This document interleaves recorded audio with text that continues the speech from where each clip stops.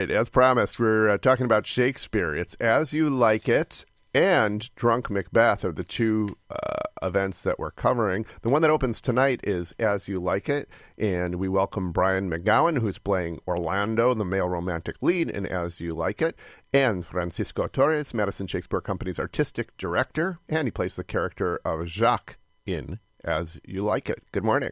Good morning. Thanks for having us here. So there's a lot of Shakespeare plays. Remind us about the plot of As You Like It, this comedy. What happens in this one? Well, it starts off with my character Orlando complaining to his caretaker Adam about his state in life, how his brother is not raising him well, not taking care of him.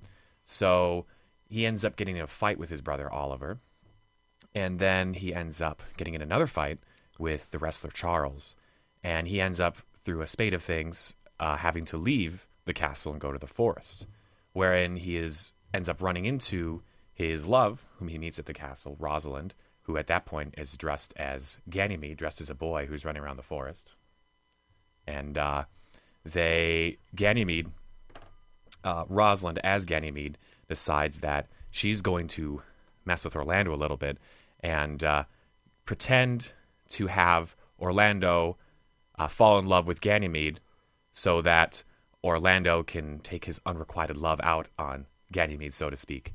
And so she's running around the forest yanking his chain. And I see that more like she's training him on how to woo her. So that's pretty much what she's doing there. And that's where a lot of the comedy comes from that as well. So she comes as a male friend, and but as giving love advice. Yeah, exactly. And it's really funny because the audience knows that, of course, Ganymede is Rosalind, but our poor little Orlando doesn't know that. So here she is going like, oh, no, this is how you got to woo Rosalind, and this is how you got to do it. No, you don't do that. You don't do that.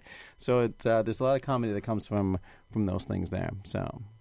All right, yeah. And of course I've seen it, but as I said, there are lots of them, and sometimes I need a little bit of reminding about the twists and turns.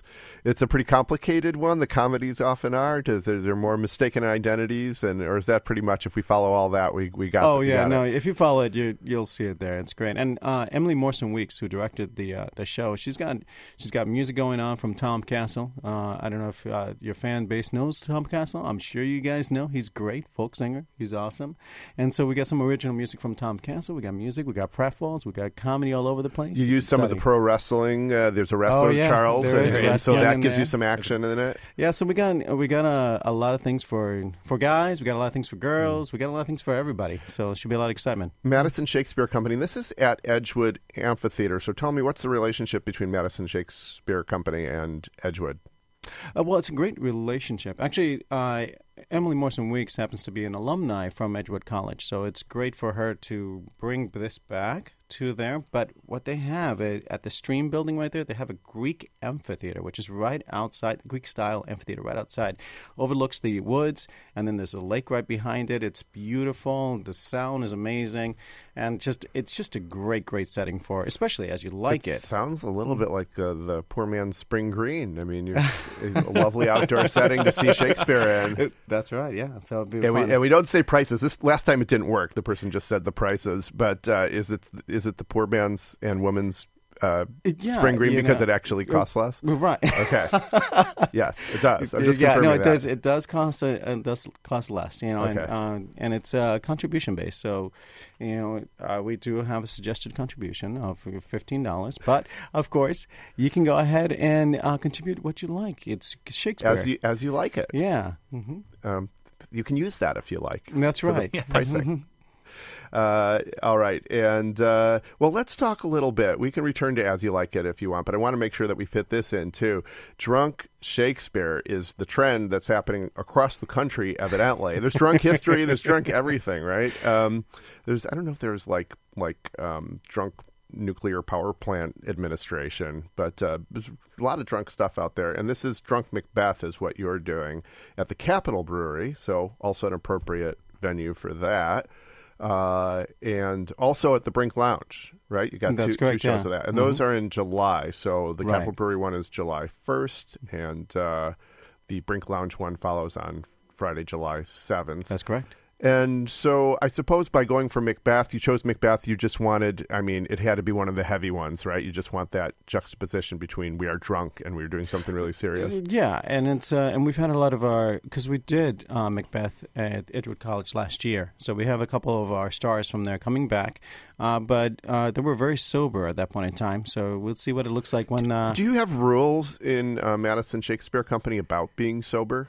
Or do you just trust everybody to do? Because I've been in an acting group where there are rules. Oh yeah, You could not have any substances like the day of even. Do you have rules like that? Well, yeah, we want to make sure to maintain that you don't do any drinking while the show is going on, because we do have a lot of sword play and all those things, and we don't necessarily have any stand-ins for them. So if somebody gets stabbed, That's it. Yeah. So we try not to do that. Okay, so that's why this is different. It's exactly, special. it is completely different because we're just going to go for it, and we're going to go ahead and invite the audience to go ahead and drink with us. We're going to go ahead and drink with them, and we're going to go ahead and show them Macbeth and see what happens from that. And to clarify, this isn't just a Wisconsin thing. We could believe it is, but this is something you've picked up from elsewhere, right? It's happening everywhere. I heard rumors that it's played other places, but come on, it's Wisconsin. It's going to be better right, here, probably. Exactly. Yeah. So here's a question I've got to ask, though, because you're actors, and so in some ways you are unreliable in this we know you can pretend to do things. You have excellent pretending skills. So how do we know you're not just slamming water in a shot glass? My ability to drink right now? I can see that. I wish the listeners could see the look on your face, because I'm going to back down from that. I'm just saying it's possible. I'm giving you a compliment. As actors, you could pretend to be drunk, I'm sure, and do it convincingly. Oh, yeah. Definitely be part of it, but when someone gets a little clumsy on stage, you can tell. Yeah, there'll be maybe a couple of little slur words here and there, but you do intend to drink enough for it to affect the performance. We'll take that first shot right there for the audience so they can see it. So and seriously, we talked about you. I mean, that's a really good point. You don't want actors drunk for lots of reasons, and especially if you're doing complicated physical things. You probably couldn't get insured. But some people feel that alcohol actually does improve performances in some manner, for some people in some ways. Like Janis Joplin, I don't know, maybe she did her greatest work at a certain point of drinking. I might guess, or people would say that at least about their performances. How do you feel about that? Do you think you're going to get anything positive out of this, or is it all going to be just for comedic effect because of the things that go wrong? Well, for yes to everything. Will you be more in touch with the muse?